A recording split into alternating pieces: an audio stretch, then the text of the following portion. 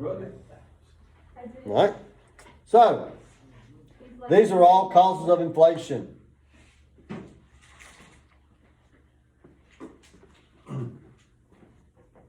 If the Federal Reserve says, okay, we're going to cut interest rates.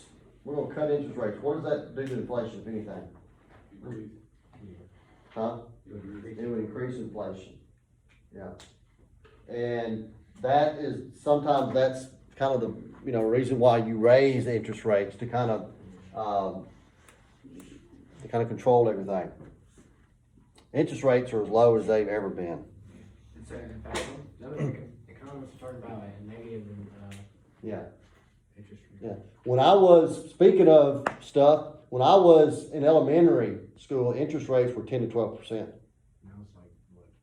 2, 3. Yeah, I was talking to my parents about my dad's student loan last night. Yeah. His percentage was 8%. Yeah, yeah, On like 70,000. yeah, yeah. And Yeah. he's been paying it for 20 years, and Yeah. they're supposed to like forgive it after Yeah, he started doing the law and all that. yeah.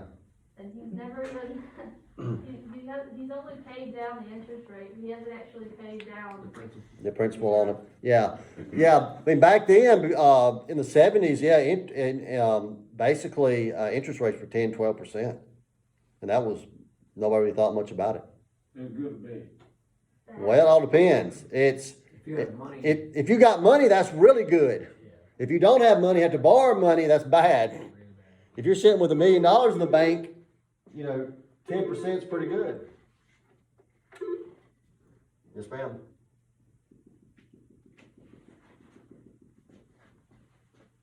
I think so. She's sitting here. Gabby, you through with all your tests for the day? Yes.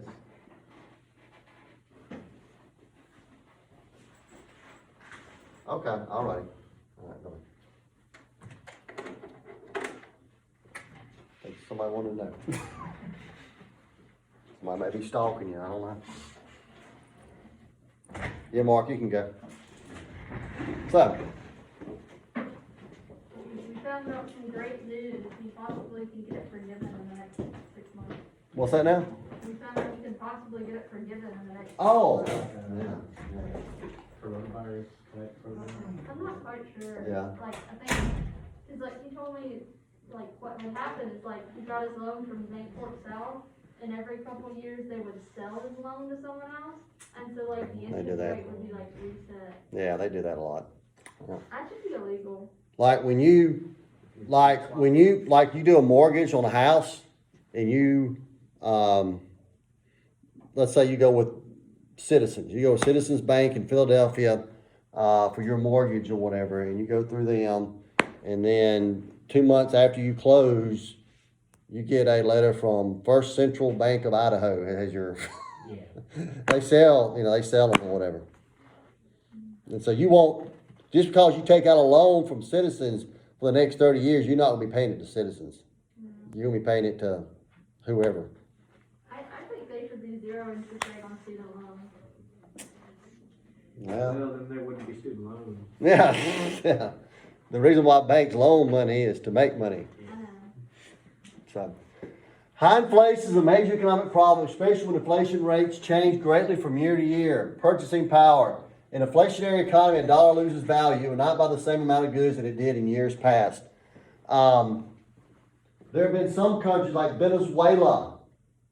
It's like the inflation is so bad in Venezuela that you can't carry around enough money to buy like a taco. Yeah. My God. I mean, it'd be like 8,000, whatever it is. I mean, it's ridiculous. Like they have to create more and higher denominations. Like in Zimbabwe, it was like $1 trillion bill. Oh, Yeah, I saw yeah. that. Yeah, it's crazy. And so that's what happens when your money becomes pretty much worthless. We never had that problem in the United States to that extent. Obviously, the Confederacy at the end of the war was running into that problem. But as far as the United States, we've never had that issue where, a loaf of bread, costs, $500. Wheelbarrow worth of. Yeah. You have to bring $1,000 to buy a loaf of bread or something like that, That's pretty bad. That's what's happening in Venezuela. Interest rates. When a bank interest rate matches the inflation rates, savers break even. When a bank interest rate is lower than the inflation rate, savers lose money. That's what's happening right now. If you're saving money, you're not really saving money. You basically have to invest in the stock market. Yeah, you're not in CDs, that banks have, or if you're in a, savings account in banks, it's not doing anything. I'm about to convert Venezuelan currency. Yeah, do that for us. Like 0.0000. Oh, yeah, that's, I'm trying to figure out what $1 is. in Venezuela money? Yeah. Yeah, do that for me. Income. If wage increases match inflation rate or workers' real income stays the same. If income is fixed income or income that does not increase, even when prices go up, the economic effects of inflation can be very harmful. That's why Which is an argument for raising minimum wage. Yeah. This $1 is like 9 DEF. Doesn't sound right though, according to what it said. Look at Zimbabwe. Zimbabwe.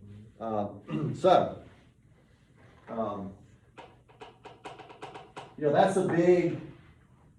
a big, debate about minimum wage. Does minimum wage need to be minimum wage, or does it need to be a living wage that you can make a living off of it?